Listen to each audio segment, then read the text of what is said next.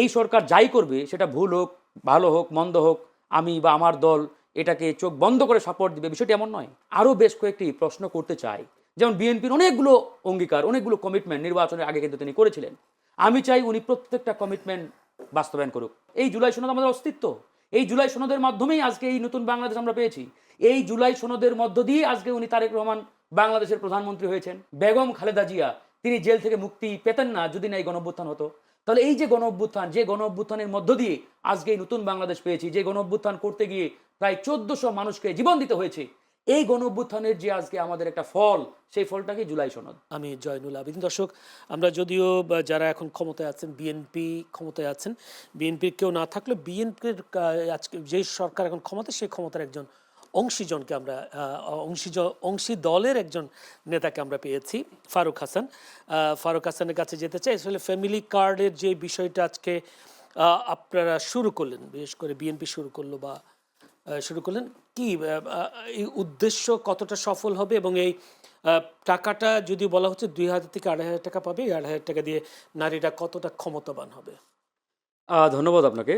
শুরুতেই বলে রাখি যে আমরা বিএনপির অংশীজন বা ধরেন যে বিএনপির অংশীদার, বিষয়টা এমন না। ক্ষমতার যেহেতু অংশ। এই নির্বাচনে আসলে একটা সমঝোতার ভিত্তিতে জামাত কেন্দ্রিক বা বিএনপি কেন্দ্রিক দুটো বলয়ের মাধ্যমে এই নির্বাচনে রাজনৈতিক দলগুলো অংশগ্রহণ করেছে। তারই সুবাদে আমাদের সাথেও বিএনপির একটা সমঝোতা হয়েছিল। তো যাই হোক, আমাদের দলের সভাপতি এখন সরকারের প্রতিমন্ত্রীর দায়িত্ব পালন করছেন।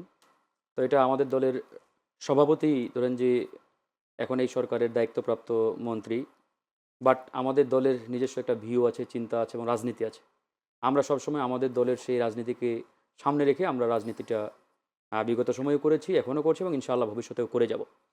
প্রথমত আমি বলে রাখি যে আমরা আসলে গণ অধিকার পরিষদ, আমাদের যে উত্থান রাজনৈতিক, যে আমাদের এই দীর্ঘ 8-10 বছরের পথ চলা, আমরা সবসময় অন্যায়ের বিরুদ্ধে প্রতিবাদ করেছি। যেখানে অন্যায় সেখানে আমরা রুখে দাঁড়িয়েছি। মানে আমাদের রাজনৈতিক চরিত্রটাই হচ্ছে অন্যায়ের বিরুদ্ধে রুখে দাঁড়ানোর চরিত্র।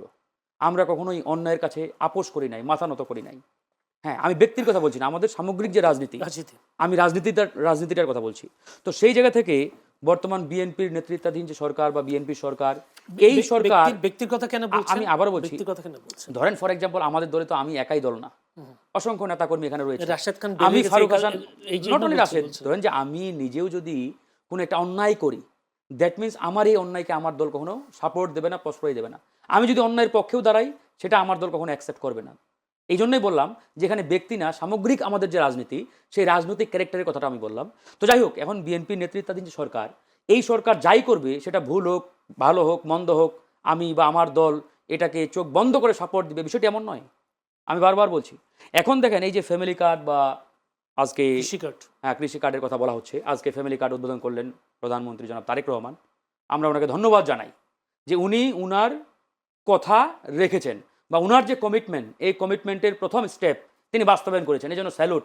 এখন এটার সাথে আমি আরও বেশ কয়েকটি প্রশ্ন করতে চাই। যেমন বিএনপির অনেকগুলো অঙ্গীকার, অনেকগুলো কমিটমেন্ট নির্বাচনের আগে কিন্তু তিনি করেছিলেন। আমি চাই উনি প্রত্যেকটা কমিটমেন্ট বাস্তবায়ন করুক। জনগণের সাথে ওনার যে কমিটমেন্ট, সেই কমিটমেন্টগুলো উনি ফুলফিল করুক, এটা আমাদের প্রত্যাশা। যেমন ধরেন জুলাই সনদ, এই জুলাই সনদ আমাদের অস্তিত্ব। এই জুলাই সনদের মাধ্যমেই আজকে এই নতুন বাংলাদেশ আমরা পেয়েছি। এই জুলাই সনদের মধ্য দিয়ে আজকে উনি তারেক রহমান বাংলাদেশের প্রধানমন্ত্রী হয়েছেন। এই জুলাই সনদ, অর্থাৎ এই জুলাই সনদ আসছে থেকে জুলাই গণঅভ্যুত্থান থেকে। এই গণঅভ্যুত্থান যদি না হতো, আপনি কি মনে করেন না যে জনাব তারেক রহমান এই যে দীর্ঘ 17 বছর বাংলাদেশ থেকে তিনি এক প্রকারের বাধ্য হয়ে বিদেশে ছিলেন, এখান থেকে বাংলাদেশে ফিরে আসতে পারতেন না? আমাদের বাংলাদেশের আপসীন নেত্রী, এদেশের 18 কোটি মানুষের প্রাণপ্রিয় নেত্রী বেগম খালেদা জিয়া, তিনি জেল থেকে মুক্তি পেতেন না যদি না এই গণঅভ্যুত্থান হতো। তাহলে এই যে গণঅভ্যুত্থান, যে গণঅভ্যুত্থানের মধ্য দিয়ে আজকে এই নতুন বাংলাদেশ পেয়েছি, যে গণঅভ্যুত্থান করতে গিয়ে প্রায় 1400 মানুষকে জীবন দিতে হয়েছে, এই গণঅভ্যুত্থানের যে আজকে আমাদের একটা ফল, সেই ফলটাকে জুলাই সনদ। এই জুলাই সনদ যদি বাস্তবায়ন না হয়, তাহলে আগামীর বাংলাদেশ কোন দিকে যাবে এটা আমি আপনি সবাই জানি। এবার আসেন এই যে দুটো card, number 1 family card, number 2 farmers আমি একটা কার্ড। প্রশ্ন শেষ করে দিই। আমি আসবো যে জুলাই সনদের কথা আসছে, যে জুলাই সনদ এটা আমি পরে আসছি। আমি শুধু এই দুটো পয়েন্ট শেষ করি। যেমন ধরেন ফার্মার্স কার্ডের কথাই যদি বলি, ফার্মার্স কার্ড অত্যন্ত গুরুত্বপূর্ণ একটা, আমি মনে করি, সিদ্ধান্ত এই সরকারের, যদি বাস্তবায়ন করা যায়। কিন্তু তার আগে বুঝতে হবে এই ফার্মার্স কার্ড আমার আসলে কতটা গুরুত্বপূর্ণ বা জরুরি, ওই বিবেচনা এই সরকার আসলে করেছে কিনা এটা আমি জানি না।